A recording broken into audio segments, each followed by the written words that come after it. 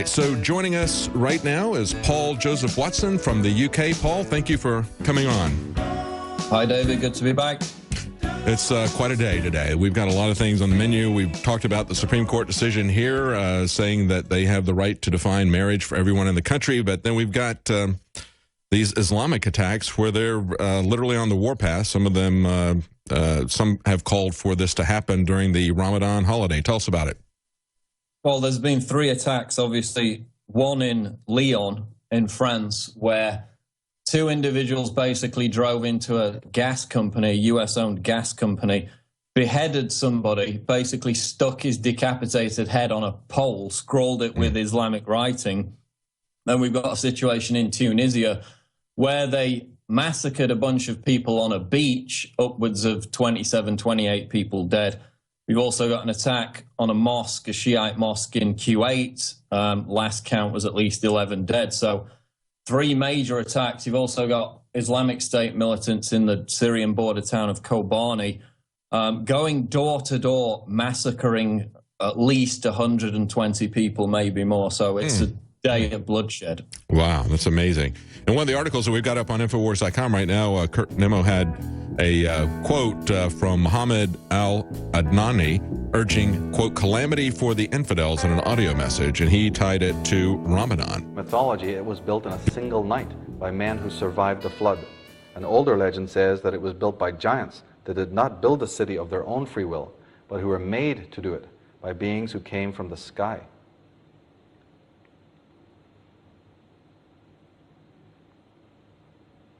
It's now time to take a short look at some of the ways that these Nephilim progeny, the descendants of the Atlanteans, the masses of mankind, and how they've gone about activating this great ritual to their dark archons.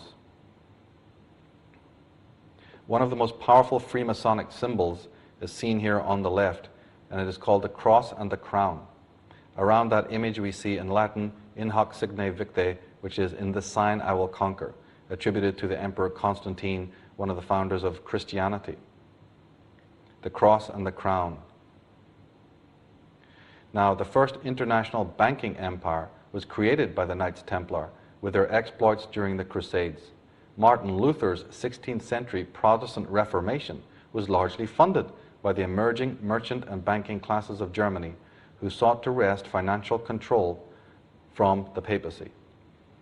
It's also interesting to note that if you go to Wittenberg or you go to Worms and you go and look at the original documents of Martin Luther, you'll find that on the leather-bound covers you'll see the rose cross, the symbols of the Rosicrucians. So here's the person purported to be the founder of a modern Christian religion, and yet he's funded by secret societies and even has their logos on the front covers of his books.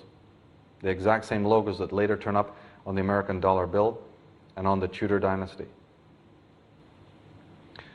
At the top of the crown of the Queen of England, we find the Malta Cross. The Queen is the head of the Knights of Malta, another secret society. And the Nazis, of course, used also the Malta Cross. But this is a very ancient device. The Nazis also used the oak leaves, the skull and bones of the pirates, and the eagle, the old Habsburg symbol, the old skull and bones symbol of the Knights Templar, the Knights of Malta Cross, and the oak leaves of the ancient Druids. Now one might ask, what on earth, again, in the military, in something that has to do with mass death and mass casualty, what are oak leaves doing? On the lapels, we find oak leaves around the hats of the French military. We find them on the lapels of the Russian military. In fact, we find acorns on the hats of the cavalry of the United States of America. Ancient Druidic bardic symbols of theological elites now found on the uniforms of the military mass murderers of the world.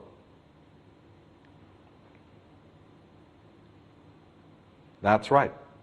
The reason is, as I said, if you're going to sacrifice somebody to the macrobes, you have to mark them for death. You not only have to send a person to the right ritualistic place, but you have to have them dressed for the ritual. The virgin must be dressed for the ritual. They must be marked for death. So you put a bunch of occult symbols on them and send them out to die. The individual just looks in the mirror and thinks they look damn good, but they don't realize what these occult symbols mean. The ribbons and the bells and the whistles and the badges and the emblems of state. the coins, the flags, all the heraldry. It has a meaning in occult theocracy. And they can read along. I want to... Jordan, we're going to be back on the main radio show in about 3 minutes, but I didn't want to waste any of the time that we have with you. So we're on air right now on the web. Okay. I want to walk through for people, because I know you've been immersed in this so long it becomes old hat, but I want to look, going back briefly at the roots of all of this, and then what's at the top of the pyramid. Has it been one congruent group? How many thousands of years has it been congruent? Because, this is a world that's awakening. Thanks to the internet and a lot of other things, people who never knew who you were or others were are just now beginning to wake up to this. So I want to cover as many points as we can. Then we can point folks at jordanmaxwell.com to find out more, okay? Yes. Does that sound good to you? Yeah, it's such a convoluted subject when you want to talk about who's actually in charge. I would say that Europe, as I said, for 2,300 years has been at the bottom of all politics, and of course Europe has been been the home of the Roman Empire, and of course the Vatican dominates Europe today. As a matter of fact, we are used to in this country hearing about the hearing about royalty and the princes and Prince Charles and Prince Andrew and the Queen Mum.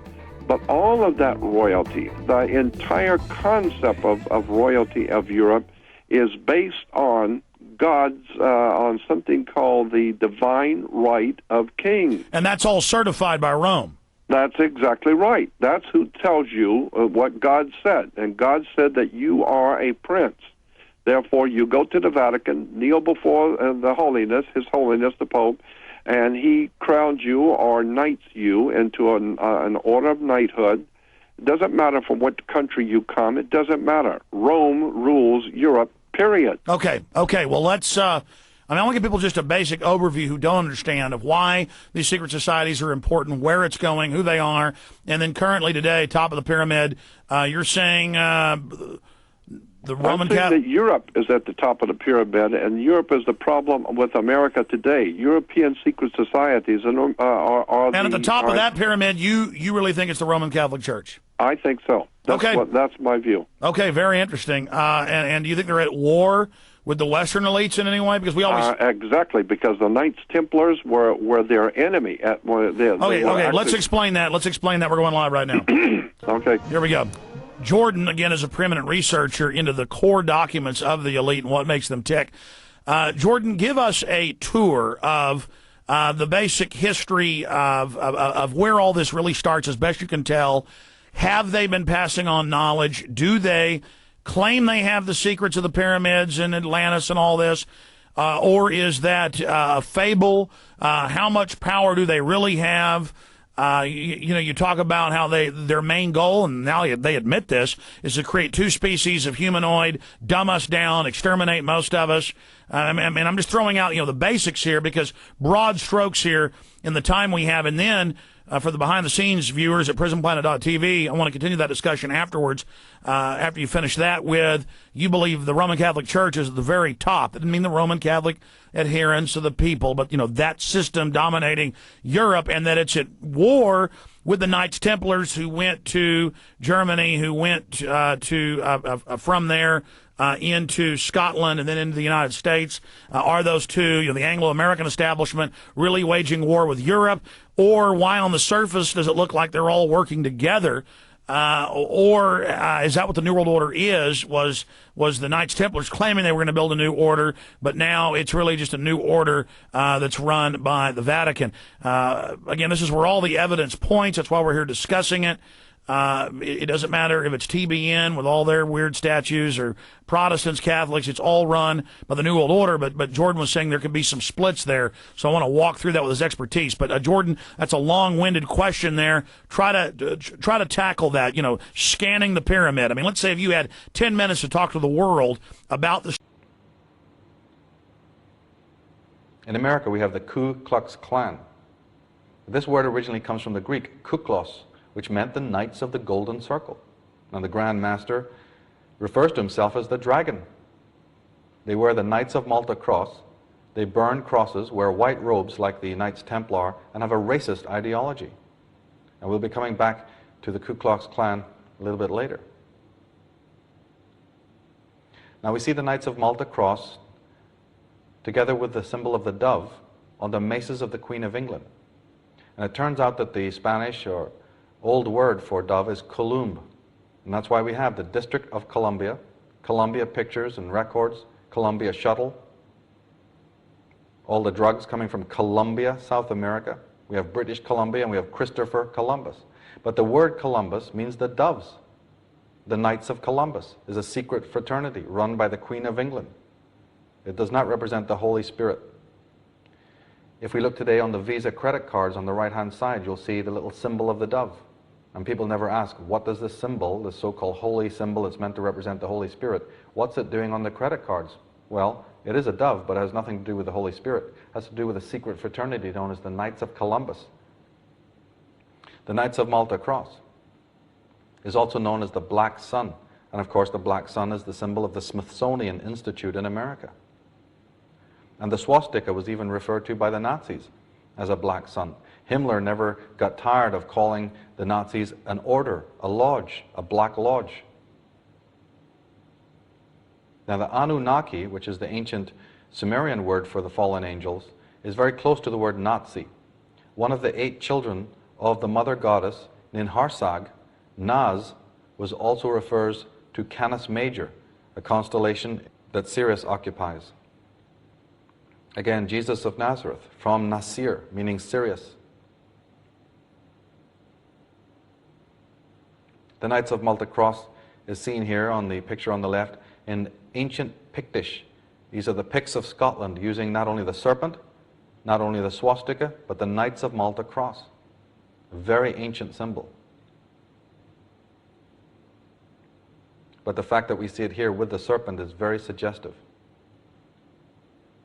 Here again we see it on ancient lances of the Teutonic peoples.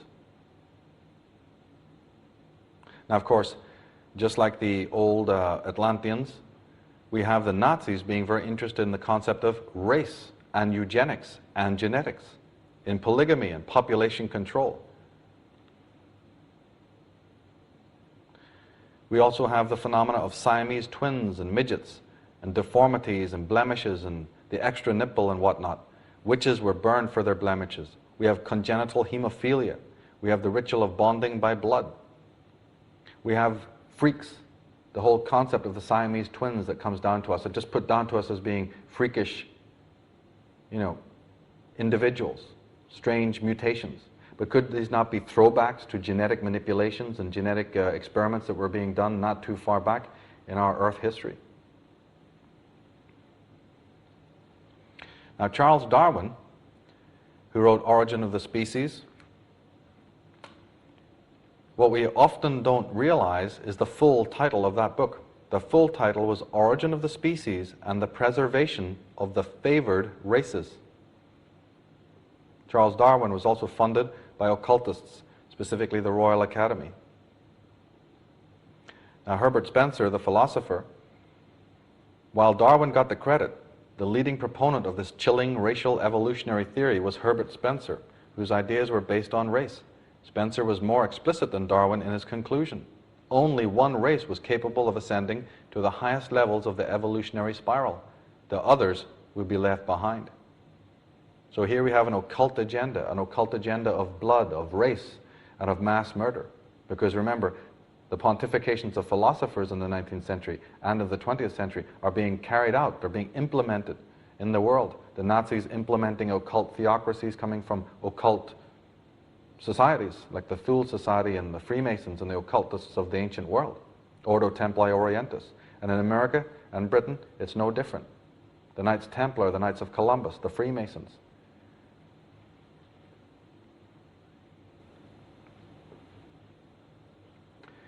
It should be clear by now, at this stage, that we have in fact an official history and we have an occult history of the world, occult history of the ancient world. And we also have a cult history of America. Arthur S. Miller of George Washington University says, "Those who formally rule take their signals and commands not from the electorate as a body, but from a small group of men plus a few women. This group will be called the establishment. It exists even though that existence is stoutly denied. It is one of the secrets of the American social order. A second secret is the fact that the existence of the establishment, the ruling class, is not supposed to be discussed." Now, in the American Oath of Allegiance, we hear reference to protecting America from enemies, enemies both foreign and domestic, which implies, does it not, that there can be domestic enemies? Well, we can be sure that there are plenty of domestic enemies. Let's take a look and find out who they are. One of the most powerful of all the secret societies, given the agenda and operating in the world, is known by the name of the Illuminati. There's terms that they use, these secret societies, and then there's terms that their historians and critics also use, terms that they use within the lodges and terms and names that people on the outside know. But the Illuminati is a very powerful organization. On the left is a picture of its creator, Adam Weishaupt. And Adam Weishaupt, after his passing on, the mantle went to the Italian revolutionary Giuseppe Mazzini, and Giuseppe Mazzini passed it on to the American Albert Pike, whose picture is on the right there. Albert Pike is the creator of the Scottish Rite Freemasonic system, or at least the bringer to America of the Scottish Rite Freemasonic system. Now, Adam Weishaupt's symbol, the original symbol of the Illuminati, was the pyramid with the eye at the top, and the term New World Order, or Novus Ordo Seclorum, around the bottom of the pyramid. That was the symbol that was found on the documents of the Illuminati and is now on the American $1 bill. The Illuminati was officially founded on May 1st, 1776, and America's official birthday is July 4th, 1776. Interestingly, Adolf Hitler's second book was called The New World Order. Now, this term, New World Order, is found at the bottom of the pyramid. It is another secret society slogan. It is not a political slogan. Adolf Hitler's first book was Mein Kampf, and the second one was The World Order, or The New World Order. Now, Masons work in very ingenious ways in order to conceal their identity. If you take the symbol of the pyramid and draw around it, take a ruler and draw around it a six-pointed star or hexagram or Star of David, which is easy to do because the pyramid is already the upward pointing triangle, you will find that at the vertices, at the apexes of the Star of David, that's at the 6 points, it spells out the word M-A-S-O-N, that's Mason. And of course it shows a pyramid, which Masons build. George Washington is seen here standing in the Masonic Hall with a Masonic G above his head, and he's wearing the Masonic apron. So George Washington and many other elites and presidents and so forth are members of these secret fraternities. Everyone knows about the Lincoln Memorial, but travelers and tourists are not as aware that round the corner from that is a very strange, to say the least, image of George Washington, one of the founding fathers. He's seen here naked to the waist, his arms in this mysterious pose.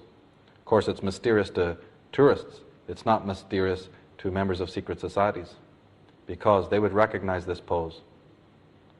It is an occult symbol. Here is the god worshipped by the Knights Templars, Baphomet. Open any book on the occult and you'll usually see this symbol of the deity stripped to the waist with the hands in that pose. Baphomet is the god of the Freemasons and of the Rosicrucians. Here's an image of Baphomet with the rose cross and the serpent on the globe being worshipped by the members of the fraternity. And in the book of Acts, we have a reference to Satan.